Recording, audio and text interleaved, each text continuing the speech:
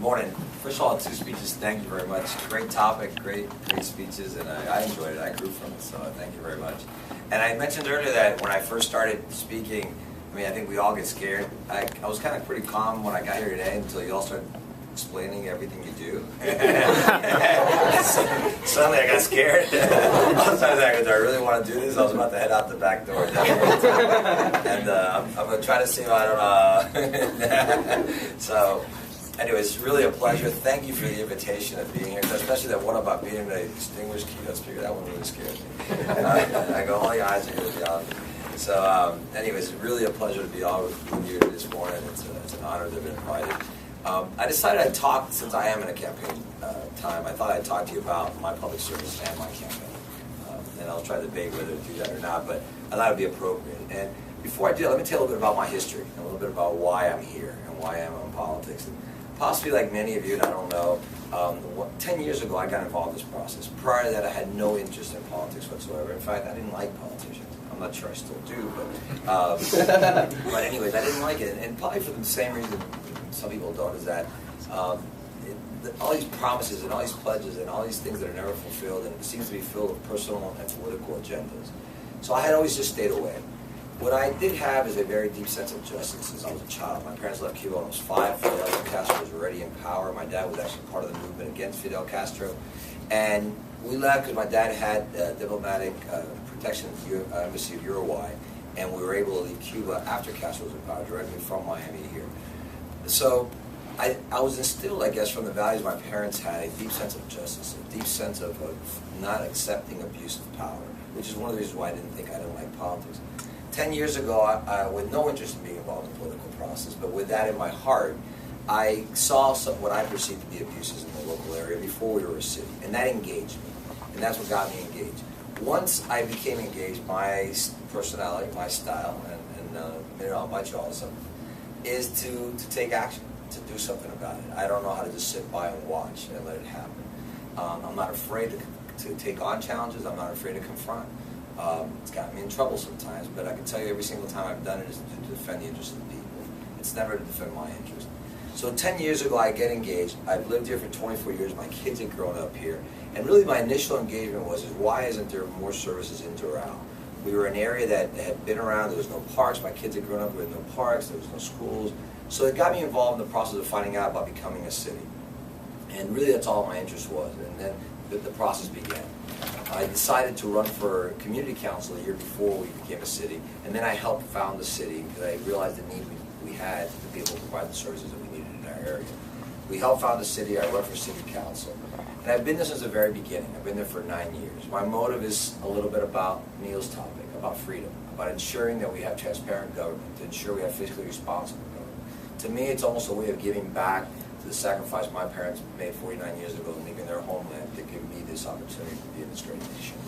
And I stick to that. My mom, as I was growing up, always raised me with a thought of saying the world is lost by the apathy of the good, not by the deeds of those that have misintentions. And that's always stuck in my mind. It seems like the older I get, I remember more of the sayings my mom said as I was growing up. And that's one of the ones that has rung in my mind in my whole 10 years of public service. So for 10 years I've been serving. I've been part of every single decision that we've made in our city. Now I'm turned out in November. And my choices were I go back home, and then go back to business and get back on my path. And it's been a big sacrifice. This has taken a lot away from my business, from my time, from my family, from everything. It's been a tremendous sacrifice, but it's been something I've done with great pride and great honor and great privilege, because I think it's an honor to serve. To me, I figured out 30 years ago in my life that you really get a lot more when you give than when you receive. And so, in a way, I'm doing it selfishly. And I've received a lot by giving. But the time came now where I had to make a decision.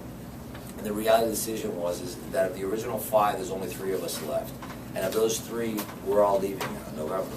If I did not come back, we would lose all that knowledge and all that experience. To me, that was not acceptable. I've invested too much in this process, and this community has invested too much in this process. To, at this stage of the process, just turn that over.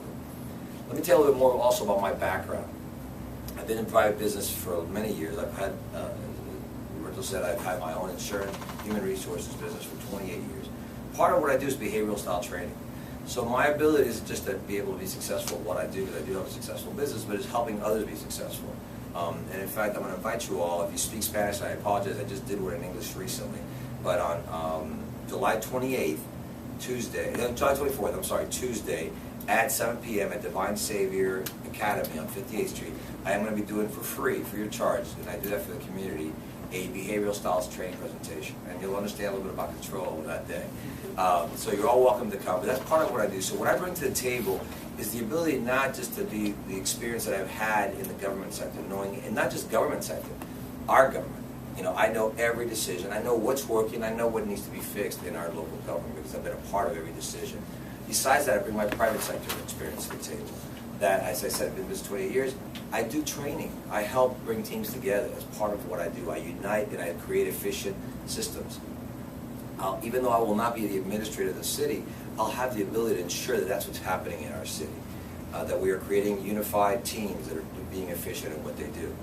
So all these are important components of what I'm bringing to the table. The other thing that's important is that, like I said at the beginning, many of us often are tired with politicians making promises and then they don't fulfill them. I'm not here to make any promises. I'm here to simply say, I've been doing this for 9 years. I have a proven track record. You could see every single one of my decisions. I have actually voted against the budget the last 2 years because I did not support many of the expenses that were in that budget. So I don't have to promise to be fiscally responsible. I say I have been fiscally responsible. I don't have to promise to you to stand up to special interest. I already have. I was the only council member that 6 years ago stood up to one of the largest developers in this county. And literally at the time, I'll tell you honestly, I was actually threatened behind the scenes. But I'm not afraid. My parents left Cuba, so I would not have to live under oppression. I am not going to be afraid of anything and anybody. I will stand up for the rights of the people no matter what. And I've done that. My record is there. I don't have to promise. These are exciting times for Doral. I believe that we're on the verge of one of the strongest economic explosions of the century, if we do things right, if we capitalize on the opportunities that come before us. Doral is a unique community. That's 7 minutes. I'm done. Well, so I'll leave you with, there's a bright future. I'll take a few more minutes. All right, so I'll take a few more minutes just to wrap it up for you. We're on exciting times coming ahead of us, and Doral is unique in the sense that it has families and businesses, and we got to focus on both. To me, the most important factors are families. They're the center of our community, of our society, of everything we do. So we have to focus on projects that center around the family, that center around our youth, which right now is living very difficult times. They face a lot of adversity, a lot of challenges, a lot of temptations. So we got to create recreational programs. We got to create cultural programs. We got to create things that unite the family and bring the family together. And also in light of that, though, we also got to take care of the economy. Because one of the greatest challenges and pressures that the families have today is the economy. If parents have to work 2 jobs to be able to make ends meet, the child is there alone. Or if both parents have to always be working long hours, the child's there alone. So we need to be able to stimulate the economy. Right now, with everything that's going on with Panama Canal, and I'll say real quick in case you don't know, the Panama Canal is being expanded to handle ships that are double capacity, more than double capacity, that can currently come through there.